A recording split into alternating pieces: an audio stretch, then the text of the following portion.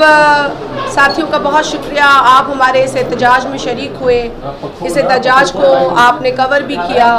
ये एहतजाज सिर्फ पाकिस्तान पीपल्स पार्टी का एहतजाज नहीं है, ये एहतजाज सिर्फ सांगड़ का एहतजाज नहीं है, ये एहतजाज आज पूरे मुल्क में किया जा रहा है। पाकिस्तान पीपल्स पार्टी के चेयरमैन जनाब बिलावल भुट्टो जरदारी साहब की कॉल पर ये एहतजाज किया जा रहा है।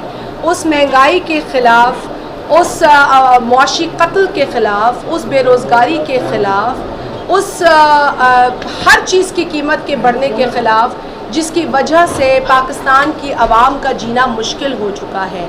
आज पाकिस्तान के जो हालात हैं, तारीख़ में इसकी मिसाल नहीं मिलती।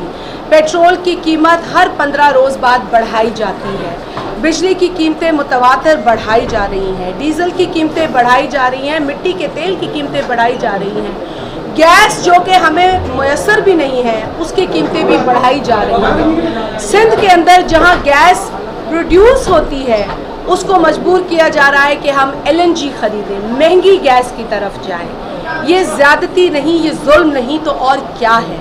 वो शख्स जो 1 करोड़ नौकरियां और 50 लाख घर बनाने का नारा लगाकर हुकूमत में आया, आज नौकरियां देना तो बहुत दूर की बात है, लोगों की नौकरियां छीन रहा है, लोगों को बेरोज़गार कर रहा है। फिर वो 16,000 मुलाजमीन जो सुप्रीम कोर्ट के ऑर्डर से बेरोज़गार हुए और हुकूमत ने उस पर कोई एक्शन नहीं लिया, बल्कि उनको टर्मिनेशन नोटिस पकड़ा दिए गए कि जाओ तुम घर जाओ। कोई 50 साल का है, कोई 52 का है, कोई तकरीबन रिटायर होने के उस पर पहुंच चुका है।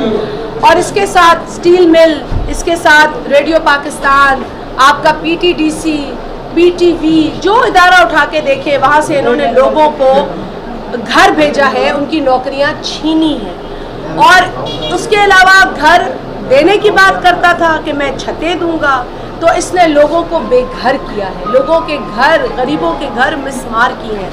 हाँ, इसने एक घर मजबूत किया है, वो है अपना बनी काला, जिसको इसने लेट फीस देकर रेगुलराइज कराया है। जब इमरान खान का घर रेगुलराइज हो सकता था तो उस गरीब की छत क्यों नहीं रेगुलराइज हो सकती थी, जिसको उसने मिसमार करवाया और उस पर आज तक इस शख्स ने एक लफ्ज़ नहीं बोला।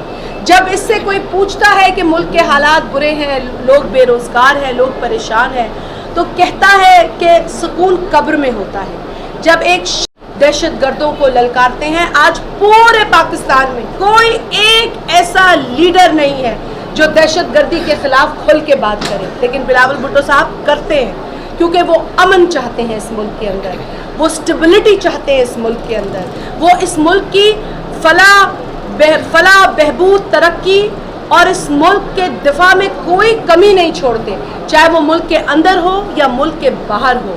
हमेशा बिलावल साहब ने अपने पाकिस्तानियों का, उनके हुकूक का, उनके मसाइल की बात की है, उनके हुकूक का दिफा करते रहे हैं, चाहे वो पाकिस्तान के अंदर हो, पार्लियामेंट के अंदर हो या पाकिस्तान के बाहर हो। और ये जो एहतजाज का सिलसिला शुरू हुआ है, इस एहतजाज को हम मज़ीद बढ़ाएंगे। हम यूँ तो तकरीबन 1 बरस से महंगाई जिस तरीक़े से हमारे चीखें निकाल रही है इस हुकूमत ने, हम इस महंगाई पर बात कर रहे हैं। ये कहता था ना ये चीखें निकालेगा, ये चीखें निकाल रहा है हम सब की, ये अवाम की चीखें निकाल रहा है। सिंध सूबा वो वाहिद सूबा है जहाँ मिनिमम वेज का ऐलान हुआ और इंशाल्लाह हर जगह इम्प्लीमेंट होगा, इंशाल्लाह हर जगह मिलेगी। लेकिन ये ऐलान इमरान न्याजी की तरफ से होने चाहिए थे, क्योंकि महंगाई वो बढ़ा रहा है।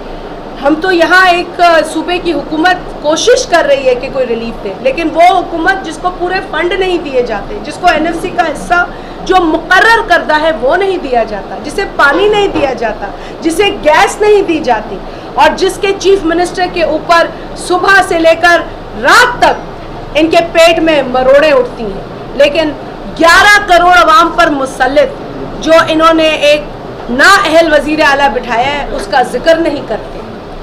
कभी हमने उस शख्स को प्रेस कॉन्फ्रेंस में अपने सूबे पंजाब की बात करते नहीं सुना।